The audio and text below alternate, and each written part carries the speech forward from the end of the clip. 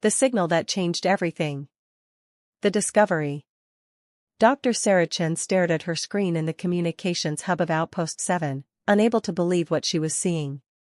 The signal had appeared 3 hours ago, cutting through the usual background noise of deep space like a knife through butter. It shouldn't exist. According to every species in the Galactic Union, the region of space they were monitoring was empty. Dead. Forbidden. But the signal was real, and it was getting stronger. "Run it again," she said to her assistant, Marcus Webb. Her voice was steady, but her hands trembled slightly as she reached for her coffee. The cup was cold. She'd forgotten about it hours ago. Marcus nodded and replayed the sequence. The same pattern emerged, mathematical and precise. Too precise to be natural. Someone or something was broadcasting from the void sector, the region of space that had been quarantined for the past 12,000 years.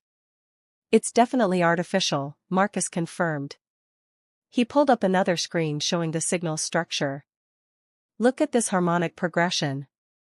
It's designed to be noticed, to cut through interference. Whoever sent this wanted to be heard." Sarah leaned closer. The void sector had been off-limits since before humanity joined the Galactic Union. The official story was that a plague had wiped out an entire civilization there, something so deadly that even after 12 millennia, no one was allowed to enter. The Union maintained automated defense platforms around the entire region, destroying any ship that tried to cross the boundary. But Sarah had always suspected there was more to the story. The elder species, the ones who'd been traveling the stars for millions of years, got nervous whenever anyone asked too many questions about the void. They changed the subject. They deflected. They made it clear that some doors were meant to stay closed. Humans, of course, had trouble accepting that. Breaking protocol. "We need to report this," Marcus said, though his tone suggested he knew what her answer would be. Sarah pulled up the communication logs. Outpost 7 was a research station on the very edge of Union space, monitoring long-range signals and cataloging cosmic phenomena. They were small, understaffed, and largely forgotten by the bureaucrats back on Earth. It took 3 weeks for most official communications to reach them. "If we report this through proper channels," Sarah said slowly, "what do you think happens?" Marcus didn't hesitate. "The Union sends a fleet. They lock down this sector. They classify everything we've found, and we never hear about it again.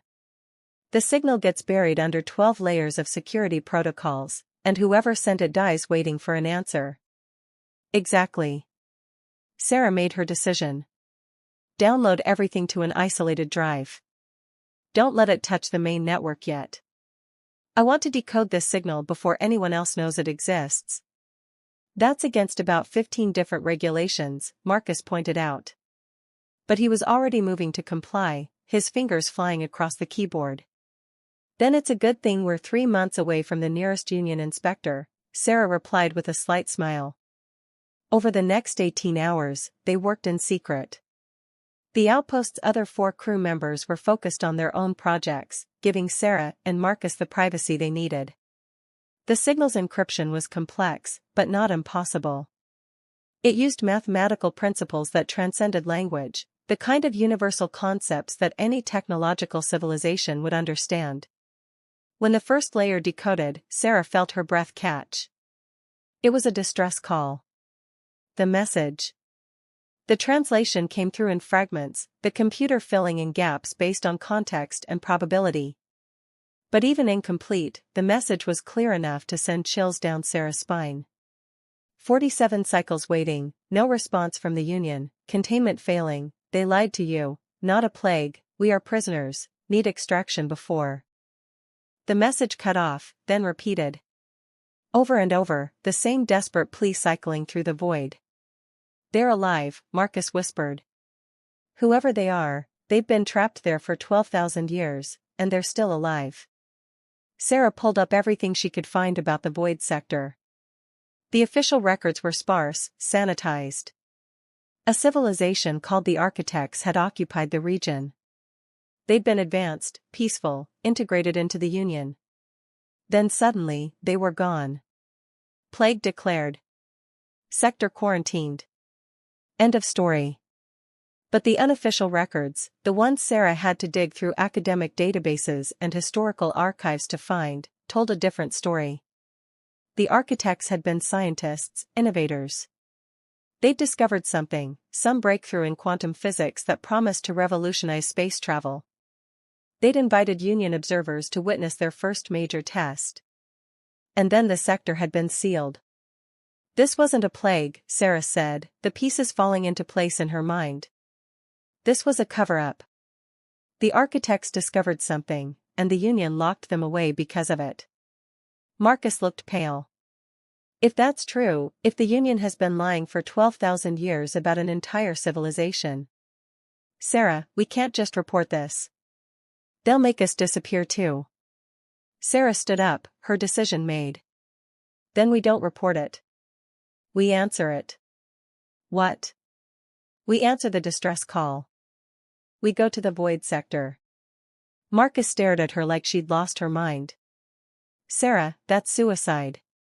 The defense platforms will blow us apart the second we cross the boundary. Assuming we even make it that far. The Union monitors all ship movements. They'll stop us before we get close. Not if we're smart about it. Sarah pulled up the outpost's inventory. They had one small research vessel, the Curiosity, designed for short-range exploration. It wasn't fast, but it was stealthy. We can mask our signature, make it look like we're investigating a natural phenomenon. By the time anyone realizes where we're really going, we'll already be inside the void. And the defense platforms? Sarah smiled, though it didn't reach her eyes. That's where it gets interesting. I've been monitoring those platforms for 3 years. They're old, Marcus. Ancient. They run on automated protocols that haven't been updated in millennia. I think I can slip past them. You think? It's better than leaving whoever sent that message to die. They've been waiting 12,000 years for someone to answer. 12,000 years, Marcus. Can you imagine that kind of desperation? Marcus was quiet for a long moment. Then he nodded. Okay. When do we leave? Tomorrow. We tell the others we're investigating an anomaly. Standard procedure. By the time they realize we're not coming back, we'll either be dead or we'll have answers that change everything. Preparation. They spent the rest of the day preparing in secret. Sarah copied all their research onto encrypted drives, creating multiple backups. She recorded a message explaining everything they'd found, set to broadcast automatically if they didn't return within 2 weeks. Insurance, in case the worst happened. Marcus prepped the Curiosity, running diagnostics and loading extra supplies. If they were really going into the void sector, they needed to be ready for anything. That evening, Sarah stood in the observation dome, looking out at the stars. Somewhere beyond that vast darkness, someone was waiting. Someone who'd been trapped and forgotten, crying out into the void for thousands of years while the galaxy moved on without them. The elder species, the ones who'd been in space for millions of years, always preached caution. They had protocols for everything, rules and regulations designed to keep everyone safe. They'd survived so long by being careful, by avoiding risks. But humans were different. Humans looked at the impossible and asked why not? They saw warnings and wanted to know what was being hidden. They heard a distress call from a forbidden zone and couldn't walk away. Maybe that made them reckless. Maybe it made them foolish. Or maybe it made them exactly what the galaxy needed. Sarah touched the cold glass of the observation dome, her reflection staring back at her. Tomorrow, she would break every rule the Union had about the void sector. She would risk everything on a signal that might be a trap, might be a mistake, might get her killed. But she would answer that call. Because that's what humans did. They showed up. They tried. They refused to let people die alone in the dark, even if those people had been waiting for 12,000 years. The signal continued its endless loop, broadcasting through the void. Tomorrow, for the first time in recorded history, someone would answer back, into the void. Crossing the threshold. The Curiosity slipped away from Outpost 7 at 0600 hours, its signature masked to look like a routine research mission. Sarah sat in the pilot's seat, her hands steady on the controls despite the fear coiling in her stomach. Marcus monitored the sensors, watching for any sign they'd been detected. "So far so good," he murmured. "No Union ships in range. The outpost hasn't flagged us." Sarah adjusted their course, pointing them toward the boundary of the void sector. It would take 3 days to reach the perimeter. 3 days to prepare, to second-guess, to wonder if they were making the biggest mistake of their lives. The distress signal grew stronger as they approached.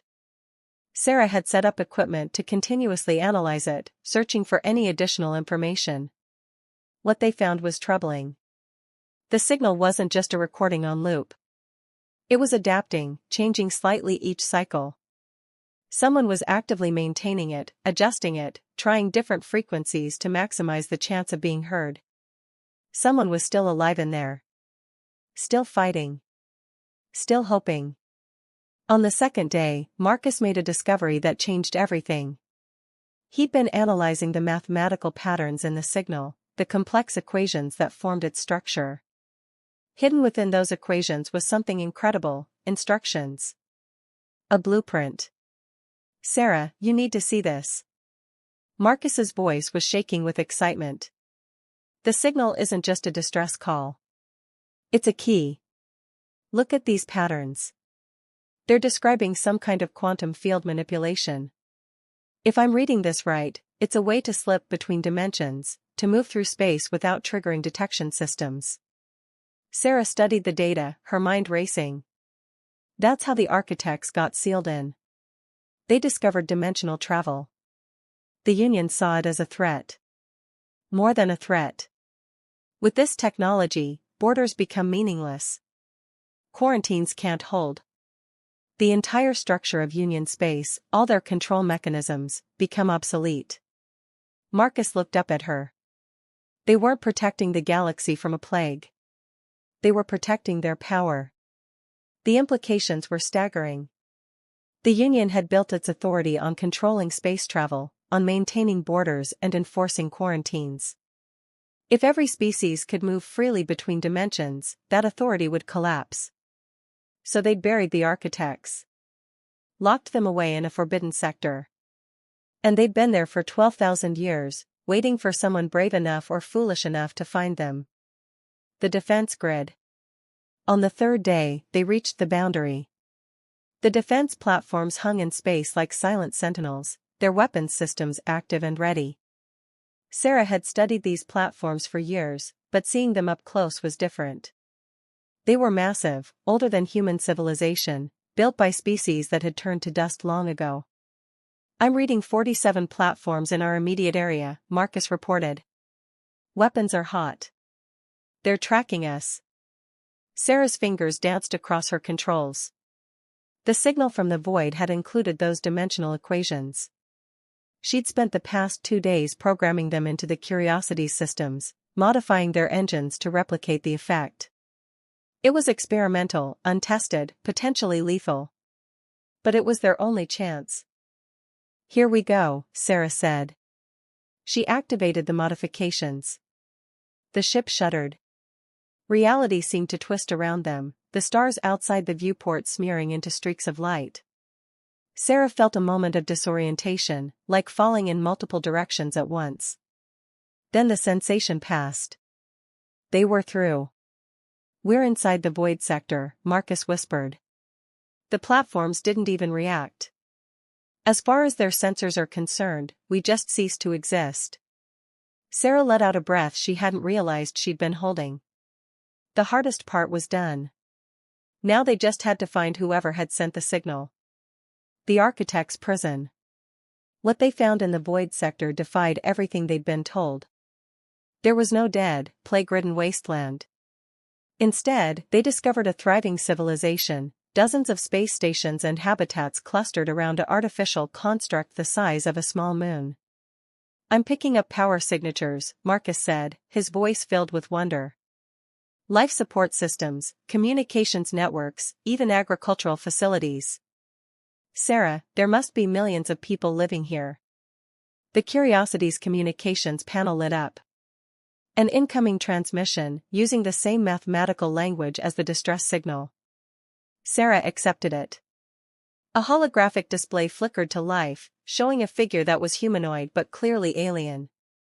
Their skin had a crystalline quality, and their eyes glowed with an inner light. They spoke, and the ship's computer translated. "Human vessel, you answered our call. We are the architects. We have been imprisoned here for 12,000 years because we discovered a truth the Union feared. You came anyway. That requires courage we have not seen in millennia." Sarah found her voice. "Your distress signal said you needed extraction. We don't have the resources for that, but we can tell the galaxy what happened here. We can expose the truth." The architect's expression was hard to read, but Sarah thought she detected sadness. "The truth will not be believed. The Union has spent 12,000 years building their lie. They will destroy any evidence, silence any witnesses." The figure paused. "But there is another way. We need your help with something else. Something that will change everything. The choice." The architect explained their situation. They'd been trying to perfect their dimensional travel technology, to make it safe and stable. They were close, so close. But they needed data from outside the void, information about how Union space had evolved, measurements of the current dimensional fabric. "With your help, we can complete our work," the architect said. "And then we can give this gift to everyone. Every species, every civilization, free access to dimensional travel. The Union's monopoly on space travel will end. The galaxy will be free." Marcus leaned close to Sarah. "If we help them, we'll be starting a revolution. The Union will hunt us for the rest of our lives." Sarah thought about the distress signal, broadcasting into the void for 12,000 years. She thought about an entire civilization trapped because they'd discovered something beautiful and threatening. She thought about all the rules and regulations the Union used to maintain control, to keep species like humanity in their place. "We didn't come all this way to turn back now," Sarah said. She turned to the holographic display. "Tell us what you need." Over the next weeks, they worked together. Sarah and Marcus provided data from outside the void. The architects integrated it into their systems. The technology took shape, a device that could generate stable dimensional portals, allowing instant travel across any distance. When it was complete, the architect who'd first contacted them stood before the holographic display again. "You have given us more than data, Dr. Chen. You have given us hope. For 12,000 years, we wondered if anyone beyond the void still possessed the courage to question, to seek truth, to take risks for something greater." "That's what humans do," Sarah replied with a tired smile. "We can't help ourselves." "Then perhaps your species is exactly what this galaxy needs." The architect gestured, and the massive construct they'd built began to glow. "We are activating the portal network now. Within hours, every species in the galaxy will have access to this technology. The Union cannot stop all of us. They cannot seal away the truth anymore." Sarah watched as the void sector came alive with light, portals opening like flowers blooming. Through them, she could see other systems, other worlds. The architects were free. And they were sharing their gift with everyone. The aftermath. The response from the Union was immediate and predictable.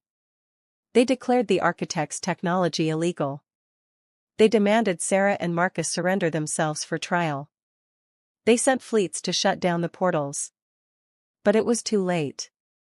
The younger species embraced the technology eagerly. Independent colonies activated their own portals. The carefully controlled borders of Union space began to dissolve. Sarah and Marcus couldn't return to Outpost 7. They were fugitives now, wanted by the most powerful organization in the galaxy. But they weren't alone. The architects gave them sanctuary, and soon they were joined by others. Scientists from a dozen species, all drawn by the promise of working with technology that could reshape the galaxy. 6 months after answering that first distress signal, Sarah stood in a laboratory on one of the architect's stations, working on modifications to the portal system. Marcus was there too, collaborating with an architect-engineer on power efficiency improvements. An alert flashed on her screen. Another signal, this one from deep space. Another distress call, from another forgotten corner of the galaxy. Another secret the Union had tried to bury. Sarah looked at Marcus. He nodded. "Let's go," she said. "Someone needs to answer. Because that's what humans did. They answered the calls no one else would. They took the risks others feared. They looked at the impossible and decided to try anyway. The elder species had survived for millions of years by being careful, by following rules, by maintaining order. But sometimes the galaxy didn't need careful. Sometimes it needed courage. Sometimes it needed someone willing to press the button everyone feared, to cross the boundary everyone avoided, to answer the call everyone ignored. Sometimes it needed humans. And the galaxy was about to learn that lesson, whether it wanted to or not.